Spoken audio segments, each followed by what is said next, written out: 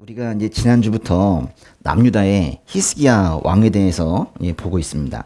히스기야는 제2의 다윗이라고 불릴 만큼 다윗이 한 모든 것을 따라 여호와 보시기에 정직한 일을 행했대요. 그러니까 우리가 뭐 많은 왕들이 있지만은 유다 왕 중에 히스기야, 이 사람은 아주 중요한 거예요. 우리의 신앙의 어떤 모델이 될 수 있는 그런 사람인 거죠. 하나님을 가장 많이 신뢰한 사람이다. 그전에도 그 외에도 이런 사람 없었다. 그런 평까지 쓰고 있잖아요. 열왕기하 기록을 보더라도 히스기야에 대한 비중이 상당히 높아요. 열왕기하가 25장까지 있는데 그 중에서 18장, 19장, 20장 자그마치 3장이 다 히스기야 얘기예요. 히스기야. 뭔 뜻이에요? 히스기야. 할렐루야. 비슷하다고 했죠? 야가 바로 이제 하나님인데 히스기야. 뭐 강하신 하나님이란 뜻이기도 하고 강하게 만드신 하나님 뭐 그런 뜻이기도 해요. 사실은 우리가 다 이제 약한데 하나님으로 인하여 강해지는 하나님께서 강하게 만드시는 그런 존재가 되어야 되거든요. 그러니까 뭐 좀 멋있게 말한다면 우리 모두가 히스기야가 되어야 된다는 거예요. 히스기야 해보세요. 스스로 강해지는 것이 아니라 하나님께 의지하여 강해지는 그런 사람이 되어야 된다는 거예요. 오늘은 18장의 그 뒷부분을 보려고 하거든요. 18장은 이렇게 1절 12절까지는 히스기야가 어떤 사람인가, 어떤 내용이었어요? 뭐 히스기야는 하나님을 신뢰하는 사람이다. 신뢰하는 사람이다. 그런 얘기를 이미 지난주에 우리가 봤었는데 오늘은 그 뒤에 13절부터 볼 거예요. 13절부터 나오는 것은 아시리아라는 강대국이 저 위에서 쳐내려오는 그런 얘기예요. 그러다가 17절부터 끝까지는 다시 한번 공격하는 그런 얘기예요. 그래서 오늘은 오로지 어떤 강대국이 아주 거대한 어떤 세력이 자기를 힘들게 할 때 그때 이제 어떻게 히스기야가 대응하고 있는지 한번 볼 거예요. 우린 뭐 이제 세상에 문제들을 맞닥뜨릴 때 항상 다른 사람보다는 내 문제가 커 보여요. 근데 그 너무 커서 감당하기가 좀 어렵다는 그런 느낌이 드는 그런 문제가 있을 수 있는데 그런 문제를 혹시 지금 감당하고 계시다면 오늘 얘기를 좀 잘 들어보시면 좋을 것 같아요. 이게 좀 어려운 게 하나가 있는데요. 지금부터 드리는 말씀은 궁금해하실 분은 궁금해하시면 되는데 전혀 관심이 없는 분들도 있어요. 그래서 한 5분 동안 제 혼자 떠들 테니까 그냥 그런가 보다 그렇게 하시면 돼요. 예. 제가 아주 고민이 많아요. 히스기야의 재위 기간 때문에. 그 18장의 앞에 2절을 보면은 히스기야는 25세의 왕이 되어서 29년 동안 다스렸다고 됐거든요. 응? 그래요. 그거 봐, 재미없잖아.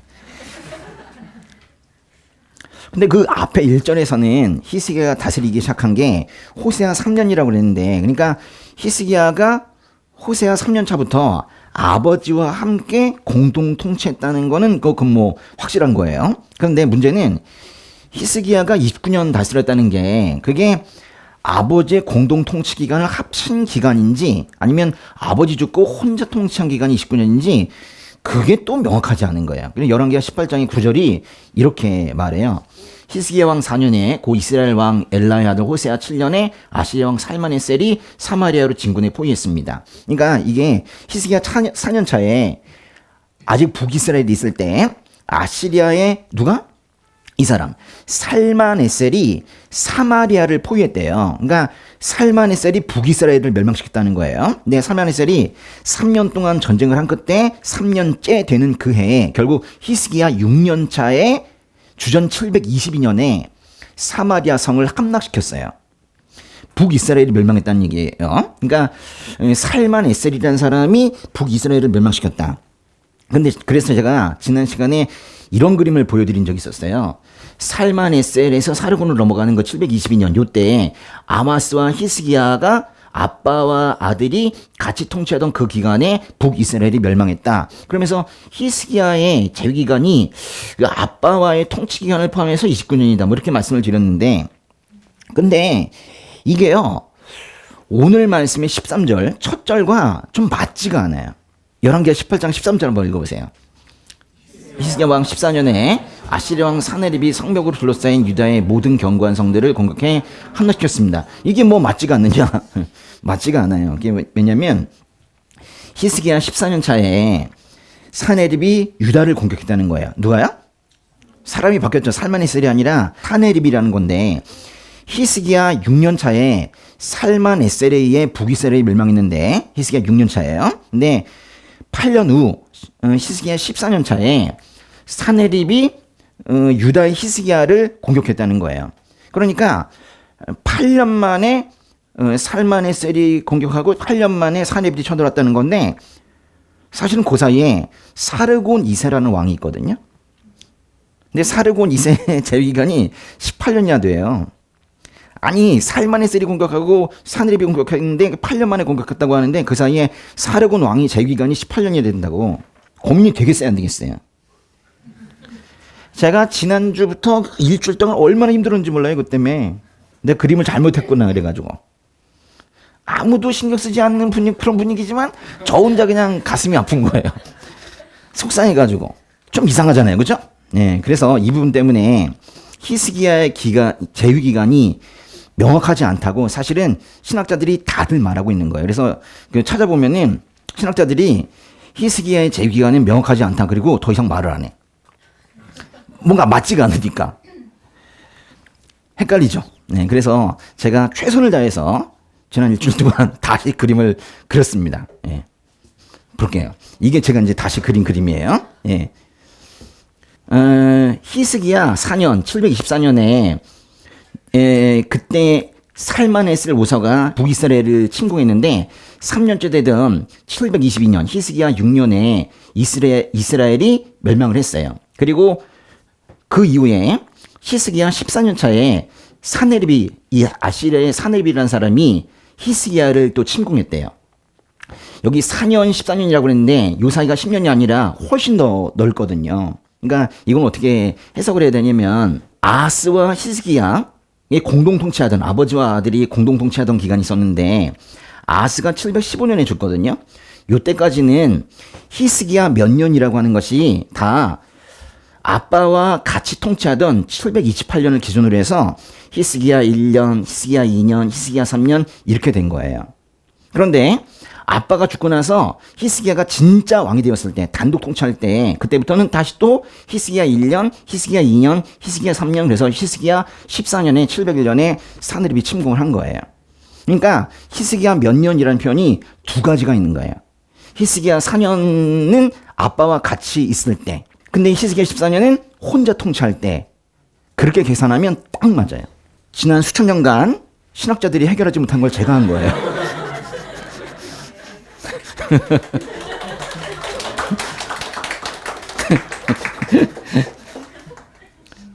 죄송하네요. 그래요. 예, 그런데 그러니까 결국 오늘 얘기는 그거예요. 이 사네립이라는 사람이 첫 내려왔다, 히스기야를 공격했다, 그 얘기를 하려고 여태까지 한 거예요. 그렇죠? 근데 혹시라도 이걸 궁금해하실 분이 있을까 싶어가지고 제가 말씀을 드린 거예요. 아시리아의 1차 침략이 시작이 됐는데, 1차 침략의 끝까지 한번 읽어보도록 하겠습니다. 그 아까 13절 읽으셨고 14절부터 16절까지 한번 읽어볼게요. 그러자 유다 왕 히스기야는 라기스에 있는 예스리야 왕에게 사람을 보내 이렇게 말했습니다. 내가 잘못했습니다. 물러가 주기만 한다면 요구하는 대로 뭐든지 하겠습니다. 아시리아 왕은 유다 왕 히스기야에게 은 300달란트와 금 30달란트의 조공을 요구했습니다. 그러자 히스기야는 그에게 여호와의 성전과 왕궁 창고에 있던 모든 은을 내주었습니다. 또 그때 유다 왕 히스기야는 여호와의 성전 문들의 금과 자기가 성전 기둥에 입혀놓은 금을 벗겨 아시리아 왕에게 주었습니다. 14절에 아시리아 왕이라는 건 분명히 사네립이라는 사람이에요. 근데 그 사네립이 지금 라기스에 와 있다는 거예요. 그림 보세요. 주전 701년에 이 히스기야 왕이 예루살렘에 있고, 지금 사네립이라는 아시리아 왕이 라기스에 와 있다는 거예요. 얼마 되지 않는 것 같죠? 이 라기스라는 곳은 이 예루살렘에서 남서쪽으로 여기서 여기까지가 한 40km 정도 돼요. 이 라기스라는 곳은 이 유다 전체에서 제2의 도시입니다. 그러니까 중요한 도시인데 우리나라로 치면 광역시 같은 그런 곳이에요. 그러니까 예루살렘을 만약에 서울이라고 한다면 여기는 어느 정도 될까요? 남서쪽에 30km, 40km 가면 자기 고향 얘기하지 말고 인천이죠, 인천. 인천. 공교롭게도 인천이 서울에서 남서쪽으로 40km 정도 돼요. 그러니까 아시리아 왕 사네립이 지금 여기 인천까지 와 있는 거예요. 그러니까 서울에 있는 히스기야가 겁을 먹은 거죠. 그게 어떻게 했대요? 하나님을 신뢰하고 하나님의 순종함으로 보호를 받았나요? 지금 말씀 읽어보니까 그게 아닌 것 같아요. 우선 이 예루살렘에 있는 히스기야가 인천으로 사람 한 명 보내요. 그래가지고 아시리아 왕에게 잘못했다고 빌어요. 뭘 잘못했는지도 모르겠어. 그냥 일단은 잘못했대요. 제가 범죄하였나이다 이러면서 빌어요. 그리고 제안을 하나 합니다. 물러가 주기만 한다면, 떠나가시기만 한다면 제가 뭐든지 요구하시는 걸 들어드리겠습니다. 이래요. 그 라기스에 있는 사네립이라는 왕이 뭐라고 지금 얘기하냐면 은 300달란트와 금 30달란트를 달래요. 요구하는 게 그거예요. 돈이네요, 돈. 여기 이게 얼마 정도의 돈이에요? 은 300달란트와 금 30달란트. 한 달란트라는 게요. 34kg 정도 되거든요. 그러니까 300달란트는 10톤이 넘어요. 그리고 30달란트는 1톤이 넘어요. 그러니까 은 10톤이 넘게, 금 1톤이 넘게 엄청난 돈이에요, 이게. 그러니까 이거는 히스기야가 금방 마련하기에는 좀 어려운 그런 엄청난 돈인데요. 근데 히스기야가 이거를 마련하기 위해서 또 노력을 또 합니다. 어떻게 한대요? 히스기야는 보세요. 이 성전에 있는 은과 금을 다 내오고 심지어는 자신이 그 도금해 놓았던 그 성전 벽도 막 긁어가지고 거기에 금 도금해 있는 거 그것도 다 갖다 바치는 거예요. 사실 역대하 29장 보면 히스기야라는 왕이 즉위하자마자 제일 먼저 한 게 뭐냐면 성전문을 열고 성전을 수리한 거거든요. 성전을 수리하면서 자기가 벽에다가 금도금을 스스로 했다고. 자기가 한 금도금을 벗겨가지고 아시리아에게 갖다 바친 거예요. 그렇게 아끼던 성전을 지금 그 기둥의 금도금까지 벗겨가면서 왜 이러는 거죠? 흥분한 이방 왕의 마음을 돈으로 잠재울 수 있다는 아주 순진한 생각을 한 것 같아요. 돈 주면 물러가겠지. 뭐 이런 생각한 것 같아요. 아니 우리가 사실은 지난주에 히스기야에 대한 칭찬을 많이 했거든요. 그리고 제가 초반에도 히스기야는 뭐 제2의 다윗 뭐 이러면서 뭐 칭찬을 했는데 좀 그런 것 같아요. 그 믿음 좋다는 히스기야가 왜 이렇게 실망스러운 일을 하는지 모르겠어요. 질문. 여러분이라면 이런 상황에서 어떻게 하셨을까요? 그러니까 인천에까지 강대국이 들어와 있다는 거예요. 그리고 조만간 이제 서울을 치려고 그래요. 근데 이제 생각해보니까 아무리 싸워도 이기지 못할 것 같은 거예요. 이건 뭐 죽었다 깨나도 못 이길 것 같은 거야. 그러면 이제 기도하네요, 사람들이. 하나님 이 전쟁을 이기게 하여 주시옵소서. 이런 기도도 저쪽과 내가 간당할 때, 비등할 때, 또는 내가 뭐 약간 약할 때 이러는데 이건 지금 차이가 너무 큰 거예요. 뭐 어떤 사람들이 이런 생각할지도 몰라요. 에이, 하나님도 못하죠.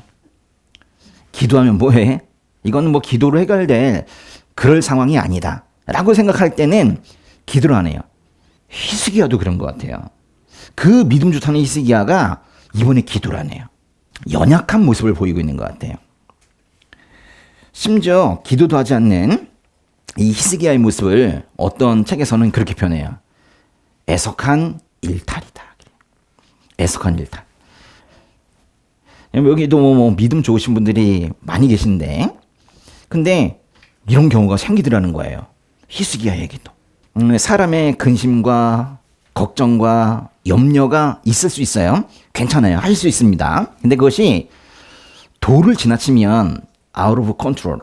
내가 더 이상 통제할 수 없는 수준이 되는 경우가 있어요. 그럴 때는 걱정, 근심, 염려 이거 수준을 뛰어넘어서 두려움이 되고 공포가 되고 그래요. 내가 못할 것 같은 거죠. 그러면 이렇게 요럴 때 신앙의 바닥이 드러나는데 믿음 좋았던 사람이 아예 믿음이 없는 사람처럼 변하기도 해요. 아, 너무 힘들어서 기도도 안 나와. 이런 얘기도 막 해요. 근데 중요한 거는 그래요. 제가 이제 그런 걸 뭐라고 할 수는 없습니다. 그리고 사실 저도 그런 적이 있어요. 근데 중요한 건 뭐냐면 이건 분명히 실수이긴 한데 잘못한 거죠.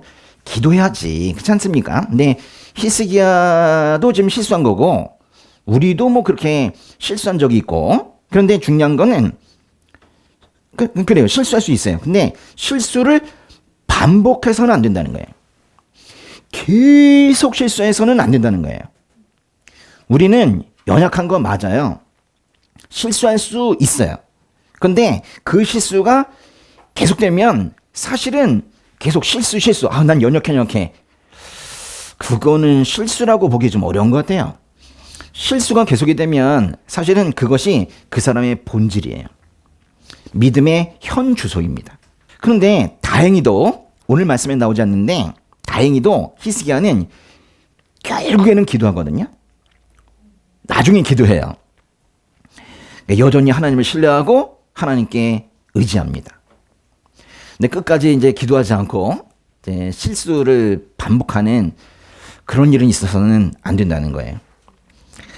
우리가 이제 성화라는 얘기를 하는데 제가 이제 성화에 대해서 몇 번 얘기했는데 성화는 마음씨가 좀 더 고와지고 사람들한테 하는 말이 좀 더 따뜻해지고 그래서 뭔가 좋은 사람의 이미지가 되는 그런 게 성화가 아니에요. 그러면 얼마나 좋겠어요. 그거보다는 간절함이 커지는 거. 주님 없으면 안 됩니다. 이 간절함이 더욱더 커지는 걸 우리가 성화라고 그래요. 그런 사람도 있죠. 뭐. 아, 때가 되면 저도 뭐 성화 되겠죠. 때가 되면 지금 뭐 형편없지만 때가 되면 왜 때를 기다리죠? 자기가 새 신사야? 성화는 지금 하는 거지 때가 되면 하는 게 아니잖아요. 그죠? 이게 바로 바뀌어야 되는데 지금 이런 순간들이 계속 오잖아요. 뭔가 이렇게 힘든 순간들 내가 통제할 수 없는 그런 걱정, 근심이 두려움이나 공포로 변하는 그런 순간들이 올 때 그럴 때마다 우리가 히스기야처럼 이렇게 실수하지 말고 사실은 기도해야 된다는 거예요. 그러면 히스기야가 실수하긴 했어요. 근데 그럼 그 돈을 받은 아시리아 군대가 물러갔느냐? 아니에요. 다음 절에 17절 보세요. 아시리아 왕은 락시스에서 예루살렘을 공격하기 위해 큰 군대와 함께 다르단과 랍사리스와 랍사게를 히스기야 왕에게로 보냈습니다. 그들은 올라가 예루살렘에 도착해 세탁자의 들판으로 가는 길가 위쪽 연목의 수로 옆에 멈춰섰습니다. 좀 어렵긴 한데 결국에는 공격을 다시 시작했다는 그런 얘기예요. 여기부터가 사실은 라기스에서 예루살렘을 공격하기 위해 이게 2차 침공이 시작됐다 그런 얘기거든요.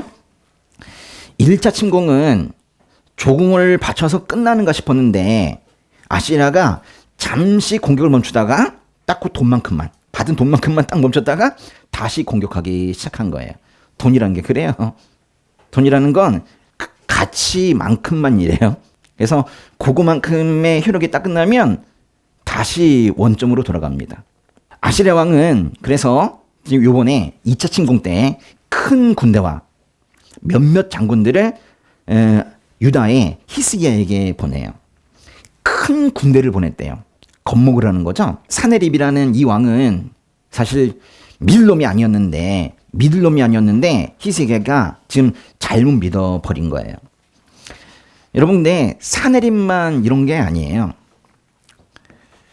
우리는 사네립의 이런 모습에서 돈 받고도 다시 공격하는 이런 모습에서 사탄 마귀의 모습을 보게 되는 거예요.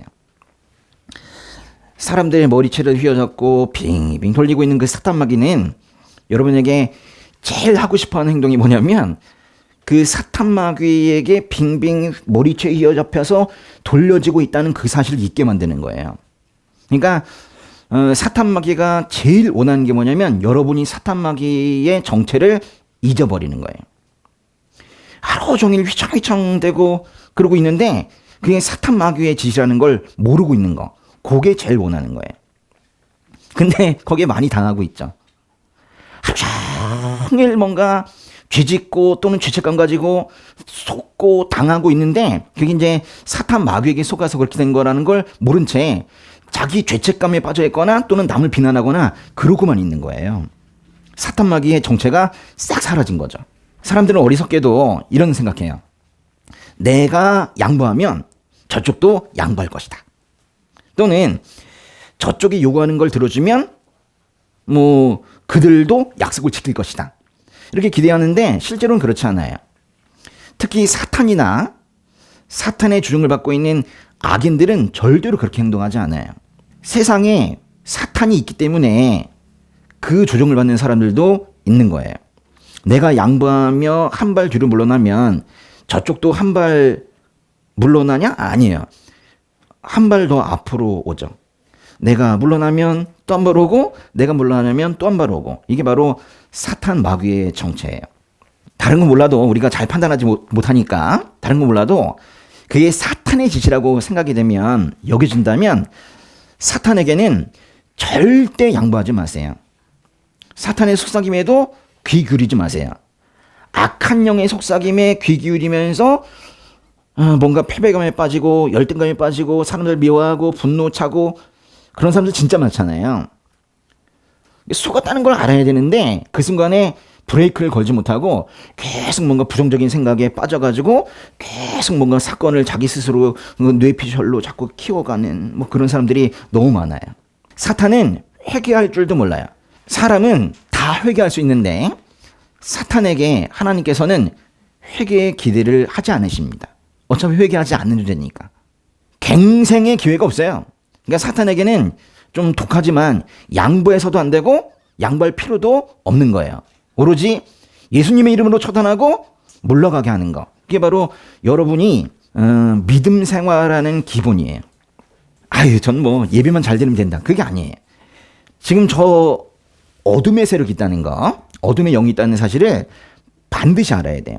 아우, 전 좀 며칠 까먹고 있었습니다. 그게 이제 사탄에게 속은 거죠. 사탄이 딱 그걸 원하고 있으니까. 마태복음의 4장과 마가복음의 1장을 보면 예수님을 시험해서 죽이려고 한 것도 사탄이에요. 또 가룟 유다가 예수님 팔 때 사탄의 주종을 받아서 예수님 판 거예요. 또 바울이 로마서에서 평강의 하나님께서 속히 사탄을 여러분의 발 아래에서 짓밟히게 하실 것입니다 라고 고백하는 것도 사실은 신앙생활하면서 이 사탄에게 절대 당하지 말라 그 얘기를 지금 하고 있는 거거든요. 사탄 같은 왕, 아시리아 왕 사네립 지금 보고 있는데요. 이 사네립은 자신의 부하인 다르단과 랍사리스와 랍사게를 히스기야 왕에게 보내고 있어요. 세탁자의 들판이라는 곳으로 가는 길에서 히스기야를 부르네요. 열왕기하 18장의 18절 한번 읽어볼까요? 그들은 왕을 불러냈습니다. 그러자 왕궁 관리 대신인 hil기야의 아들 엘리야김과 서기관 셈나와 아삽의 아들인 역사를 기록하는 사람 요아가 그들에게 나갔습니다. 여기 나오는 뭐 엘리야김 그리고 셈나, 요아 이게 다 히스기야의 신하들입니다. 아주 믿을만한 신하들인 것 같죠. 엘리야김, 셈나, 요아가 나갔는데요. 왕이 가장 신뢰하고 있는 3명의 신하들을 지금 보내고 있는 거예요. 요쪽이 아시리아 쪽인 것 같아요. 요쪽이 바로 히스기야 쪽인 것 같고 엘리야김, 셈나, 요아 3명. 요 두 사람 이름은 저도 잘 모르겠어요. 나오다 말거든요. 근데 요 가운데 있는 이 사람 있죠. 랍사게. 요 사람 이름은 좀 알아두면 좋겠는데 아시리아 왕의 이름은 사네립이고요. 사네립이 보낸 뭐랄까 장군 중의 장군, 최고 사령관 정도 되는 사람이 바로 이 랍사게라는 요 사람이에요. 이 가운데 있는 이 랍사게가 아시리아의 대표로서 말을 합니다. 19절 한번 읽어볼게요. 랍사게가 그들에게 말했습니다. 히스기야에게 이렇게 말해라. 위대하신 왕 아시리아 왕께서 말씀하신다. 내가 무엇을 믿고 이렇게 당당하냐. 랍사게는 히스기야를 부를 때요, 그냥 히스기야라고 그래요. 왕이라고 안 해요. 근데 아시리아 왕, 자기 왕 있죠? 자기 왕은 이렇게 불러요. 위대하신 왕 아시리아 왕. 북한이냐? 북조선인 것 같아요. 이렇게 불러요. 너무 웃기죠, 그렇죠? 히스기야, 무슨 이제 촌부를 부르는 것 같이 부르면서 아시리아 왕은 이렇게 왕이라고 위대하다고 그렇게 얘기하고 있어요. 그러면서 랍사게가 히스기야를 조롱합니다. 네가 무엇을 믿고 이렇게 당당하냐? 뭐 믿고 이렇게 당당하냐? 이렇게 지금 조롱하고 있는 거예요. 다른 번역에서는 뭐라고 표현하냐면 네가 뭘 믿고 이렇게 자신만만하냐? 네가 뭘 믿고 그렇게 담대하냐? 이렇게 번역해요. 그런데 조금 어려운 번역이 하나가 있어요. 사람들이 제일 많이 보고 있는 그 개역개정 번역에서는 뭐라고 하고 있냐면 너의 의뢰하는 이 의뢰가 무엇이냐? 이렇게 번역했어요. 진짜 어려워요. 너의 의뢰하는 이 의뢰가 무엇이냐? 이렇게 번역했다고. 개역개정이 이렇게 번역한 이유는요, 사실은 원문이 그렇게 되어 있기 때문이에요. 원문이 이래요. 이 바타온이 무엇을 바타흐하는 것이냐, 이렇게 사실은 묻고 있는 거예요. 이 바타온은요, 신뢰란 뜻이에요. 신뢰, 명사입니다. 명사. 그리고 바타흐는 신뢰하다라는 동사인데, 너의 신뢰는 무엇을 신뢰하는 것이냐라고 묻고 있는 거예요. 바타흐. 이렇게 읽고, 여기 이제 바타, 요게 이제 히읗 그 발음이 나고, 이게 오예요, 오. 그리고 이 니은 발음이 나거든요. 바타혼. 그렇게 읽어요. 바타온, 바타흐. 사실 지난주에 말씀드렸었죠. 이게 원래 원뜻이 뭐냐면, 저기만 가면 살 수 있어! 라고 생각하면, 거기로 빨리 뛰어가는 거 있죠. 그런 걸 우리가 바타흐라고 그래요. 그러니까, 하나님께 의지하면 확실히 살 수 있다는 거 확신이 있기 때문에, 하나님께 나아가는 거. 그게 바로 바타흐 하는 것이고, 그것의 명사형이 바타혼입니다. 그러니까 바타흐라는 단어가 그 이전에 열왕기하 18장 5절에서 처음 나왔는데요. 히스기야가 어떤 사람인가를 말하기 위해서 바타흐라는 표현을 썼죠. 히스기야는 이스라엘의 하나님 여호와를 신뢰했습니다. 신뢰했다는 게 바로 바타흐거든요. 히스기야는 하나님을 신뢰하는, 하나님을 바타흐 하는 사람이었대요. 근데 지금 아시리아의 랍사게가 지금 묻고 있는 거예요. 너희 이 신뢰가 도대체 누구를 신뢰하는 것이냐? 이 속뜻은 분명히 네가 현재 신뢰하는 그걸 버리고 아시리아 왕을 신뢰하라, 뭐 이렇게 말한 걸 텐데요. 어쨌거나 랍사게가 이렇게 물었다는 건 히스기야에게 누구를 신뢰하든 하여간에 신뢰가 있긴 하다는 거예요. 히스기야에게 신뢰가 있으니까 네가 가지고 있는 그 신뢰는 도대체 누구를 신뢰하는 것이냐, 지금 이렇게 묻고 있는 거잖아요. 히스기야에게 바타온이 신뢰가 있다는 거예요. 근데요, 이건 분명히 이제 아시리아의 사네립이 보낸 랍사게가 유다의 히스기야를 조롱하는 말이긴 한데요. 근데 사실은 이 말이 그리스도인들이 평생 세상으로부터 들어야 되는 그런 말이기도 해요. 이것저것 이제 세상의 일을 실패하면서 좌절 상태에 있어야 되는 게 분명한데, 이 그리스도인들이라는 사람들이 얼마나 영악한지, 교회 다니는 사람들이 얼마나 독한지 당당해요. 좌절해야 마땅한 상황에서도 당당하고 담대하게 지내는 사람들이 있는 거예요. 그래서 세상이 물어보는 거죠. 넌 도대체 뭘 믿고 그렇게 당당하냐? 응? 근데 이 사람은 이제 하나님께 의지하고 하나님 믿는 그 마음으로 당당하게, 자신만만하게, 담대하게 살아가고 있는 거거든요. 세상이 감당하기가 어려워요, 이런 사람들은. 분명히 다 망해가지고, 다 망하고 실패하고 꺾여서 울어야 되는 상황인데 웃고 있어요. 세상은 미쳤다고 그러겠지만 이 사람은 그게 아니에요. 믿는 구석이 있는 거거든요. 어깨가 축 처져가지고 있어야 되는 그런 상황인데, 괜찮아, 우리 아버지께서 다시 일으켜 주실 거야. 그러면서 어깨를 이렇게 치켜 올리고 이렇게 살고 있는 거예요. 그리고 이러는 거죠. 괜찮아, 괜찮아, 난 천국 가. 이게 얼마나 무서운 말이에요. 사람들이 막 치고 때리고 조롱하고 그러는데 괜찮아. 난 천국 가. 이게 얼마나 무서운 말이에요, 이게. 그러면서 살고 있는 거예요. 잠언의 28장 1절에 보면 의인은 사자처럼 당당하다 그랬거든요. 사자처럼 바타의한다 뭐 그런 뜻이에요. 세상의 험담에, 세상의 조롱에 또는 세상의 나쁜 평가에 주눅들지 말라는 거예요. 다시 얘기하겠습니다. 너무너무 중요한 얘기를 했는데 지금 아멘이 세 사람밖에 없어서 다시 합니다. 세상의 험담에, 세상의 조롱에, 세상의 나쁜 평가에 결코 주눅들지 말고 사시라고요. 사자처럼, 라이온처럼 바타의하라는 거예요. 당당하게 살라는 거예요. 나를 향한 그 세상의 평가는 듣기 나름이에요. 듣기 나름이라고. 발끈하지 마세요. 듣기 나름이라고. 어떤 때는 그 조롱이요. 응? 넌 뭘 믿고 그렇게 당당하냐? 그런 조롱이 우리의 믿음이 진실된 것이라고 증명해주는 기회가 되기도 하는 거예요. 오히려 그런 말 한 번도 못 듣고 죽게 되면 그리스도인으로서 잘못 산 거예요. 꼭 그 말을 들으시기 바랍니다. 넌 뭘 믿고 까부냐? 뭐 이런 얘기 들어야 돼요. 랍사계의 조롱이 계속 이어지고 있는데요. 랍사계는 좀 말이 많은 것 같아요. 그런 거 있잖아요. 남자인데 많이 많아서. 랍사계 진짜 말이 많아요. 25절까지가 다 랍사계가 주저리 그렇게 떠드는 그런 얘기예요.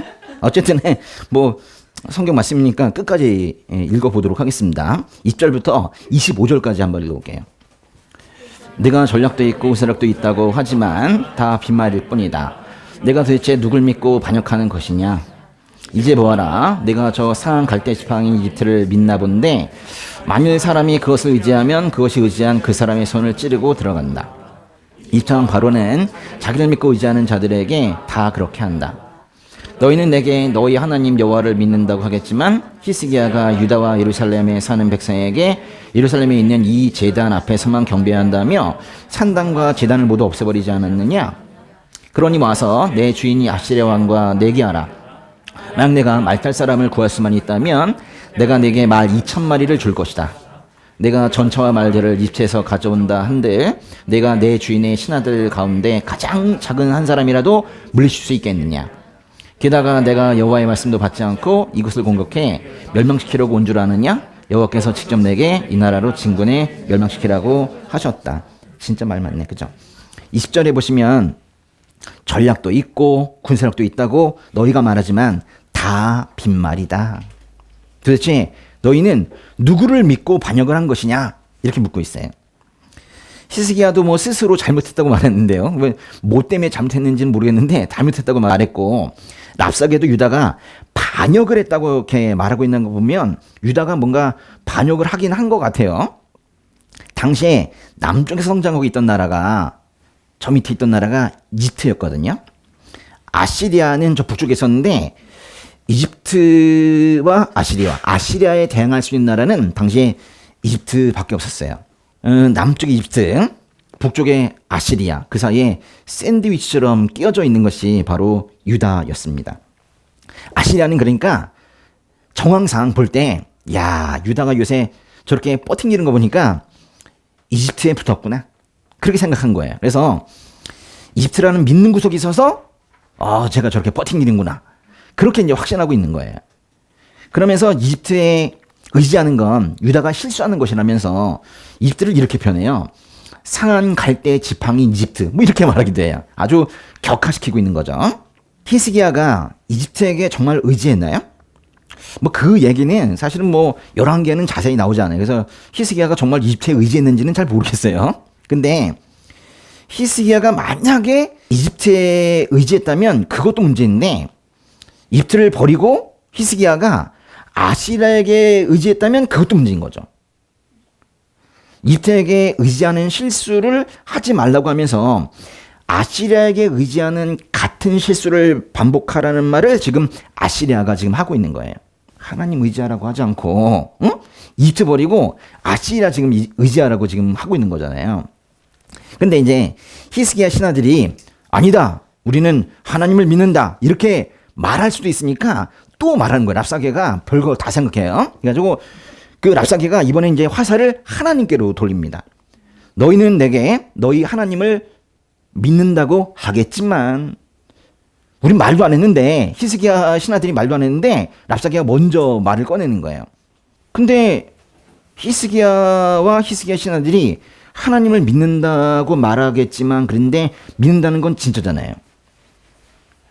히스기야는 하나님께 의지하고 있었으니까 이 말은 맞는 거예요. 근데 랍사게는 예루살렘 성전에서만 예배를 드려야 한다면서 각 지역의 산당과 제단을 없애버린 히스기야의 그 종교개혁을 잘못되었다고 지금 말하고 있는 거예요. 히스기야 종교개혁은 뭐 잘한 거예요. 그 예루살렘 성전에서만 예배를 드려야 한다는 그 하나님의 말씀에 따라 다른 데 있는 산당들을 다 없앤 거 히스기야 한 건데, 히스기야의 종교개혁은 잘한 거예요. 그런데 당시에 산당에서 예배드리고 싶은 사람들이 있었거든요.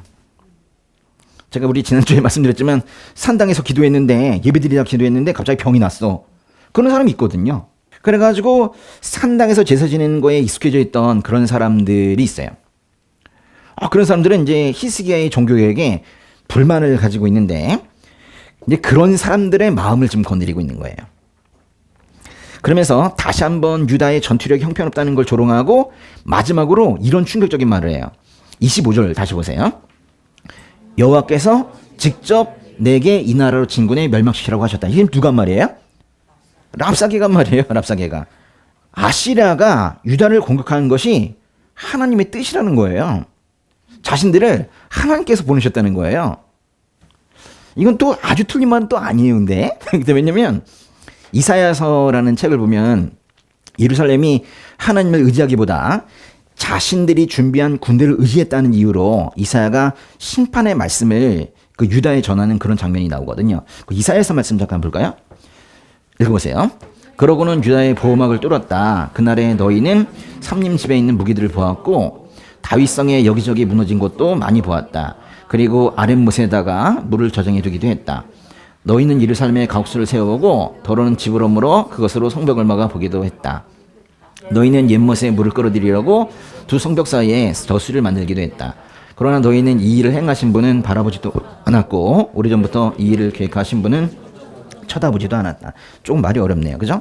그러니까 이런 거예요. 하나님께 의지하지 않고 결국 전쟁 대비를 위해서 군대를 정비하고 식수를 마련하는 것에 집중한다면, 그러니까 사람이 할 수 있는 거에만 집중하고 오히려 기도를 하지 않는다면, 남유다 너도 망한다.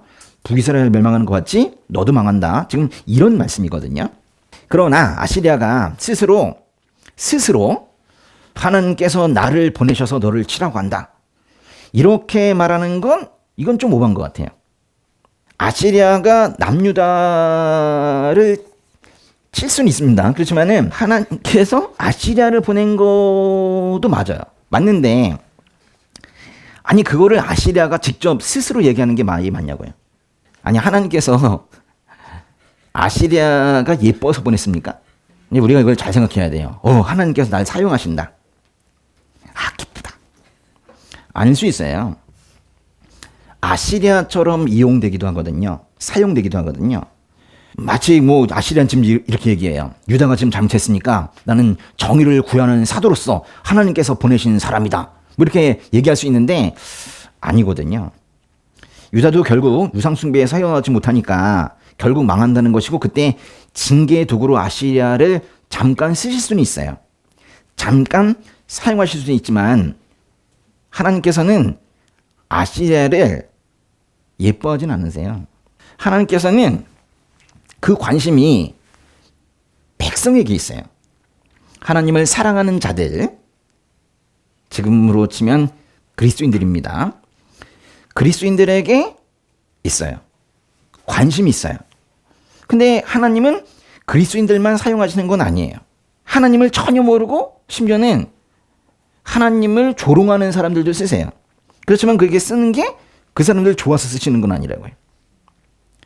네? 그걸 알아야 돼요. 그러니까 하나님께서 날 사용하셨다고 해서 무조건 예뻐하는 건 아니에요. 오로지 관심은 그리스도인들에게 있어요. 여러분에게 있어요. 그러니까 여러분을 때릴 수도 있는데 근데 그거를 하나님을 모르는 사람을 사용해서 심판의 도구로 삼아서 여러분을 징계할 수도 있는데 그거는 여러분을 이뻐해서라고요. 그걸 알아야 돼요. 와, 왜 하나님께서 저 사람 편을 들지? 아니에요. 여러분이 너무 귀하니까 친자식이기 때문에 그렇게 하는 거지 관심이 없으면 징계도 하지 않습니다. 랍사기가 지금 진짜 많은 말을 하고 있죠. 근데 그래서 이제 히스기야의 신하들이 한마디 하는 것 같아요. 26절과 27절 읽어볼게요. 그러자 힐기야의 아들 엘리야김과 셈나와 요아가 랍사에게 말했습니다. 당신의 종들이 아람말을 알아들으니 우리에게 아람말로 말씀하시고 히브리말로 하지 마십시오. 성벽에 있는 백성들이 듣고 있습니다. 그러나 랍사게가 대답했습니다. 내 주인이 나를 보내실 때 이런 말을 내 주인과 내게만 하고 성벽에 앉아있는 저 사람들에게는 하지 말라고 하신 줄 아느냐? 저들도 너희처럼 자기 대변을 먹고 소변을 마시게 될 것이다. 당시의 외교 공용어는 아람어라는 거였어요. 아람어. 근데 지금 랍사게가 그 외교의 관행을 어기고 지금 유다 백성들이 알아들을 수 있는 히브리 말로 지금 말하고 있는 거예요. 지금 히스기야의 신하들은요, 지금 이 슬픈 얘기를, 지금 협박받는 얘기를 자기들만 듣고 그냥 왕에게 가서 보고하고 싶은데 지금 백성들도 다 알아듣게 지금 히브리 말로 지금 아시리아 사람들이 떠들고 있는 거예요. 그래가지고 제발 그러지 말라고 언어 좀 바꾸라고 지금 그렇게 얘기하고 있는 거예요. 근데 랍사게는 오히려 그 히브리 백성들이 잘 알아들을 수 있도록 히브리 말로 지금 말하고 있는 거예요. 그러면서 백성들이 듣고 있으니까 슬쩍 보면서 이 백성들도 수치스러움을 좀 느끼게 하려고 하는 것 같아요. 그러면서 너희들 이런 식으로 이렇게 항복 안 하고 이러다가는 대변을 먹고 소변을 마시게 될 것이다. 그렇게 변해요. 이게 뭔 뜻이겠어요? 항복하라는 거죠. 그렇지 않으면 이 꼴이 된다는 거예요. 그러면서 계속 말을 이어갑니다. 랍사기 진짜 오늘 말이 많네요. 18장 28절부터 35절까지 보세요. 그러고 나서 랍사기가 서서 히브리 말로 크게 외쳤습니다. 위대하신 왕 아시리아 왕의 말씀을 들으라. 왕께서 하시는 말씀이다. 너희는 히스기야에게 속지 말라. 그가 너희를 내 손에서 구해낼 수 없을 것이다. 히스기야가 너희더러 여호와를 신뢰하라고 해도 설득당하지 말라. 그가 여호와께서 분명 너희를 구해내실 것이며 이 성이 아시리아 왕의 손에 넘어가지 않을 것이라고 말해 너희로 여호와를 신뢰하도록 설득하지 못하게 하라. 그의 말에 귀 기울이지 말라. 아시리아 왕이 하시는 말씀이다. 나와 평화 조약을 맺고 내게로 나오라. 그리고 너희 모두가 각자 자기 포도나무와 무화과나무의 열매를 먹고 각자 자기 우물물을 마시라. 그러면 내가 가서 너희를 너희 땅과 같은 곳, 곧 곡식과 세포토주가 나는 땅, 빵과 포도원이 있는 땅, 올리브과 꿀이 있는 땅으로 데려갈 것이다. 너희는 그 땅에 죽지 않고 살 것이다. 히스기야가 너희에게 여호와께서 구해내실 것이다 하며 설득해도 그 말을 듣지 말라. 아시라 왕의 손에서 그 땅을 구해내신 신이 있었느냐? 하맛과 아르바스 신들이 어디 있느냐? 스바라임과 헤나와 아와의 신들이 어디 있느냐? 그들이 내 손에서 사마리아를 구해냈느냐? 그 나라들의 모든 신들 가운데 누가 그 땅을 내 손에서 구해낼 수 있었느냐? 그러니 여호와라고 내 손에서 예루살렘을 구해낼 수 있겠느냐? 지금 이게 다 랍사게 혼자 하는 말이에요. 제가 아까 말이 많다고 한 얘기가 이제 이해가 좀 되시죠? 랍사게의 말은 다 설명드리고 싶지도 않고 그리고 사실 그럴 필요도 없을 것 같아요. 지금 읽으신 이 랍사게 말의 요지는 이런 거예요. 하나님을 신뢰하라는 히스기야에게 속지 말라. 또 아시라에게 항복하면 죽지는 않을 것이다. 이거예요. 그리고 자신들이 정복한 지역들의 그 신들을 쭉 열거하는데 그것은 왜 열거하냐면 하나님도 그 신들 중에 한 분이다라고 하는 거예요. 이런 걸 우리가 다신론이라고 하는데요. 이 아시리아의 랍사게는 유일신 세계관을 가지고 있는 게 아니라 다신론적 세계관을 가지고 있는 거예요. 그 말을 다 듣고 있던 백성들의 반응이 어떻대요? 30절 끝에 37절까지 읽어보세요. 그러나 백성들은 아무런 대답도 하지 않고 잠잠히 있었습니다. 대답하지 말라는 왕의 명령이 있었기 때문입니다. 그러다 왕궁 관리 대신인 힐기야의 아들 엘리야김과 서기관 셈나와 아삽의 아들인 역사를 기록하는 요아가 히스기야에게로 가서 옷을 찢으며 랍사게 말을 전했습니다. 라고 이제 18장이 끝나요. 백성들이 그 얘기를 다 들었지만 침묵하고 있었네요. 왜냐면 히스기야가 무슨 말을 아시랴 군대가 하더라도 아무 말도 하지 말라고 그렇게 말했기 때문에, 명령했기 때문에 그걸 들은 거예요. 그래도 백성들이 히스기야 왕을 존경하고 있었던 거예요. 왕이 하라고 하니까 그렇게 하고 있던 거예요. 그리고 이제 히스기야 신하들이 히스기야에게 가서 랍사게가 한 말을 전했다는 얘기로 끝나고 있는 거예요. 얼마나 수치심이 컸을까요? 예? 이러면서 18장이 마무리가 되는데 아무래도 이 전쟁 이야기가 19장으로까지 이어질 것 같아요. 그 얘기는 다음 주에 해드리겠습니다. 오늘 얘기가 여기에서 끝났는데, 오늘 얘기 어떻게 보셨어요? 이게 뭘 느꼈어요? 랍사게가 지금 저렇게까지 길게 떠드는 이유는 뭐냐면, 막 주저리 막 떠들잖아요. 그죠? 기억도 안 나게 막 떠들잖아요. 근데 그 떠드는 이유가, 일단 말이 많으면 우린 좀 헷갈리는데 막 정신도 없어요. 네. 그렇게 하면서 결국 랍사게가 하려고 하는 그 목적이 뭐냐면, 하나님을 향한 내 믿음, 또 여기 얘기에서는 히스기야를 향한 나의 확신, 그거를 흔들어 놓는 게 이거의 목적이에요.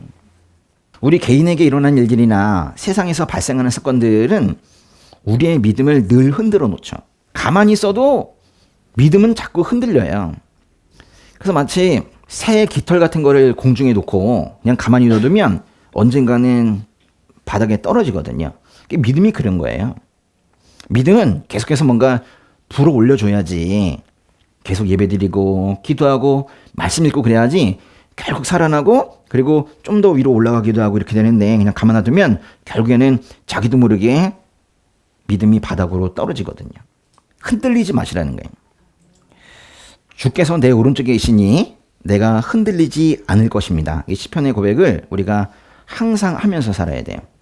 흔들리지 말아야 된다. 흔들리지 않는 사람은 결국 구원을 받는다는 얘기가 요한계시록 전체의 주제 아닙니까? 사내립에 군대를 가면 사실 살아남는다는 얘기긴 한데, 아시리의 군대를 따라가서 살아남으면 그게 행복일까요? 하나님도 다 버리고, 응? 아시리의 신을 섬기면서, 응? 인간답게 사는 것도 다 포기하고 그냥 살아만 있으면 되는 거예요? 하나님은 떠나고 인간답게 살지 못하지만 그저 살아있기만 하면 되냐고요. 그러니까 사람들은 이게 생명과 죽음 이것만 따지는 것 같아요. 살아있으면 된다. 아니, 어떻게 사느냐가 매우 중요하죠. 현실의 문제 앞에서 신앙은 확실하게 실패하는 어떤 길로 보이기도 해요. 이쪽으로 가다가는 교회에서 하라는 걸로만 한다면, 응? 하나님 말씀대로만 한다면, 야, 이거 실패하겠다. 세상은 그렇게 호락호락하지 않은데, 야, 실패하겠다. 이 거짓말 치지 말라는 것도 하면 안 되는데, 이거 큰일 나겠다.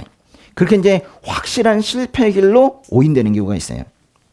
심지어는요, 신앙을 가진 사람들은 나약해 보이기도 해요. 현실의 문제 앞에서 우리가 믿는 신이, 하나님이 우렁쿵쾅 이러면서 아주 힘센 그런 신의 모습으로 나왔다면 괜찮을 텐데, 사실은 그렇지가 않거든요.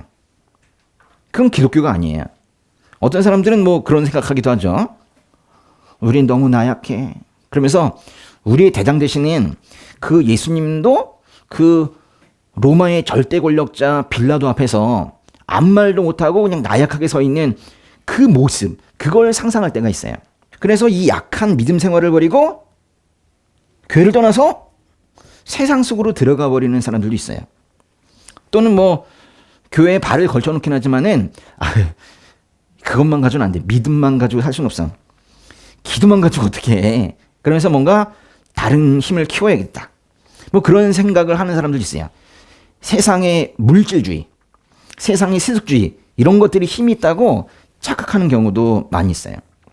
그러나 예수 믿는 신앙이, 잘 생각해 보세요. 예수 믿는 신앙이, 그 믿음이 정말 그렇게 나약한 거예요? 사내립의 군대처럼 그 큰 군대가 오면 그냥 쫄아서 버릴 수 있는 게 우리 신앙입니까? 하나님이 일하신다는데 왜 우리가 먼저 쪼냐 이거예요. 하나님이 일하신다는데 왜 우리가 앞서서 쪼냐 이거야. 그 뭐 찬양에 그 있잖아요. 약할 때 강함 되시네. 그렇게 찬양을 해놓고 왜 다시 약한 생각을 하냐 이거예요. 우리가 절대적으로 약하기 때문일까요? 그건 맞아요. 우리 뭐 약한 존재이긴 해요. 아니, 뭐 교통사고만 나도 죽는데 뭐 강한 존재이겠습니까? 약한 존재이긴 해요. 우리가 강하다고 말한 건 아니에요. 그런데 하나님께서는 세상에 강한 것들을 부끄러게 하시려고 세상에 약한 것들을 택하셨대요. 그게 우리예요. 그러니까 우리는 그 강하신 분에게 착 붙어 있어가지고 그분의 강함이 우리 삶에 나타나게 하는 거가 우리가 하는 일이에요. 우리가 강하다는 얘기가 아니에요. 그 대신 강하신 그분을 떠나지 말라는 거예요. 그 강하신 그분에게 착 붙어서 마치 그분의 강함이 우리의 삶에 나타나듯이 그렇게 살라는 거예요. 결국 그분의 강함이 기대서 우리도 강한 삶을 살게 됩니다. 결코 우리 자체가 강해져서 그것으로 세상에 대하는 게 아니라고요. 내가 근육을 키우고 내가 힘이 세서 권력 가지고 돈을 많이 벌어가지고 세상을 호령하는 게 아니라 강하신 하나님께 기대어서 마치 강한 삶을 사는 것처럼 사는 게 우리라고요. 이게 아주 단순한 것 같지만 자기가 강해지려고 얼마나 사람들이 노력하는지 몰라요. 생각해 보세요. 사람이 강해지면 얼마나 강해져야. 사람이 제일 약한 사람이 여기 있다면 제일 강한 사람은 여기 있을 거예요. 하나님 저기 계신데. 산입처럼 강한 군대 앞에서 쫄지 마시고 나름 논리적으로 장황하게 말하는 그 랍사게 말에 주눅들지 마시고 강하신 하나님께 도와주세요라고 기도하시라고요. 세상에 참 말이 많아요. 말 잘하는 사람도 많고 랍사게 같은 사람이 얼마나 많은지 몰라요. 거기에 넘어가지 마시고. 심지어 성경을 보면 그런 말이 있어요. 하나님의 약함이 사람보다 강하대. 하나님이 약하다는 뜻이 아니에요. 하나님이 가장 약한 부분도 사람보다는 강하다는 거예요. 우리가 하나님을 신뢰하고 하나님께 의지하는 한 아무도 우리를 굴복시킬 수 없어요. 뭐 하셔야 되겠어요? 기도하시라고. 맞죠? 기도는 땅에 떨어지지 않는다. 하나님을 믿음으로 당당한 삶을 사는 우리 성도님들 되시기를 주님의 이름으로 축복합니다.